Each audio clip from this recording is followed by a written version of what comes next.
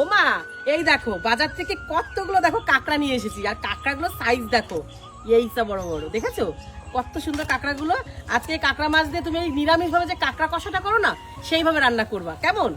এই কাঁকড়া কষা যেইভাবে রান্না দেখাবো তোমরা বাবা, যে এইভাবে কাঁকড়া কষা করে খাওয়া যায়, হ্যাঁ মানে এত সুস্বাদু হবে। আর এই মশলাটা ব্যবহার করলে আরো বেশি ভালো লাগে খাইতে।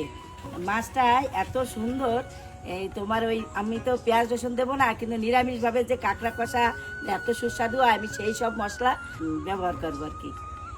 হ্যাঁ, আমি কাঁকড়া কটা খাইতে নেবো। কাঁকড়া মাছের এই নখ আছে না, নখ ওই একটু একটু নখ কাইটে ফেলাইতে হয় খালি। এই মাছ তো, এই কাঁকড়া মাছ তো নরম, এর জন্য এইগুলোও রাখা যায়, এর ভিতরেও শ্বাস আছে। কি গিলু, কত বড় ঠ্যাং দেখছো, অনেক বড় কাঁকড়া তো, এর মধ্যে মশলা টসলা ঢুকবে না, তাই দুই ভাগ করে নেই। কি নরম, কাটতেই বেশ মাংস পেশি, মাংসের মতন। এগুলো ছাড়াতেই না খুব সহজ, এটা টান দিলেই খুলে যায়। এই যে খুব আস্তে খুলতে হয়, তাহলে এই মাছগুলো ভাঙিয়ে যাবে। এই যে দেখছো, এইগুলো বাইর করে নেব।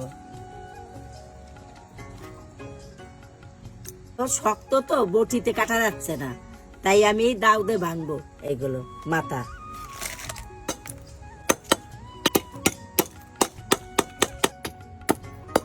শ্বাস ভিতরে। কাঁকড়া মাছ কাটা হয়ে গেছে, আমি এখানে ধুয়ে নিয়ে আসবো। কড়াই বসাইতে লবণ দেব, একটু হলুদ দেব, তারপরে আমি ভাজা করব।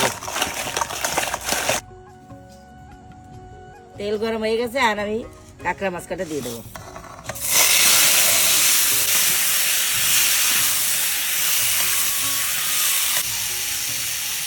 ঝিলুটাও আমি পাশে দিয়ে রাখবো, গলে যাবে একটা। গলে যাচ্ছে, ঝিলুটা আমি এর সাথে মিশিয়ে দিলাম, দেখো গলিয়ে গেছে। কাঁকড়া মাছগুলো ভেজে রেখে দেবে, আর সকালবেলা কিন্তু আমি রান্না করব, কারণ বাসি কাঁকড়া রান্না করলে বেশি টেস্টি লাগে, তাই নিরামিষ ভাবে কিন্তু আমি রান্না করব কাঁকড়া মাছটা। এই দেখো মশলা বেটে নিয়েছে, মশলার মধ্যে আছে আদা বাটা, জিরে বাটা, শুকনো লঙ্কা বাটা, কয়েকটা কাঁচা লঙ্কা বাটা। এবার কড়াইতে দিয়ে দেবো পরিমাণ মতো সর্ষে তেল, একটু বেশি সর্ষের তেলই দিতে হবে যেহেতু কষা করবো এর জন্য। এবার ওর মধ্যে ফোড়নে দিয়ে দিচ্ছি গোটা জিরে, দিয়ে দেবো শুকনো লঙ্কা আর গোটা গরম মশলা।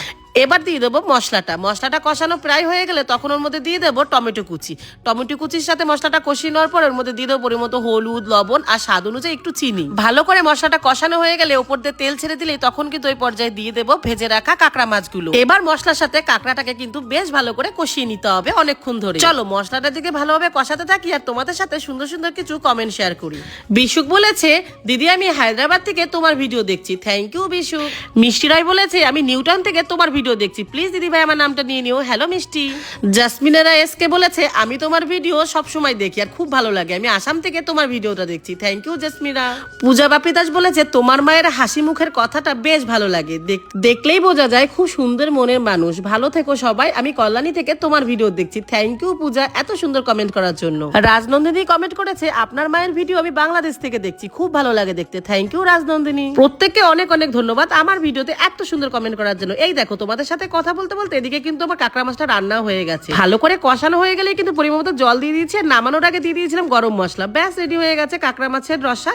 আর এদিকে কিন্তু মাকে খেতেও দিয়ে দিয়েছে, খেতে কিন্তু দুর্দান্ত হয়েছিল। নরম মনে হয় যে কাতলা মাছ খাচ্ছে, ট্যাঙের ভিতরে নরম নরম শ্বাস আছে, মাংসে কোনো কষ্ট নাই, এত নরম। তাহলে আজকের রেসিপিটা ভালো লাগলে অবশ্যই লাইক কমেন্ট করে দিও। আজকের মতো যাই, সবাইকে জানাচ্ছি টাটা।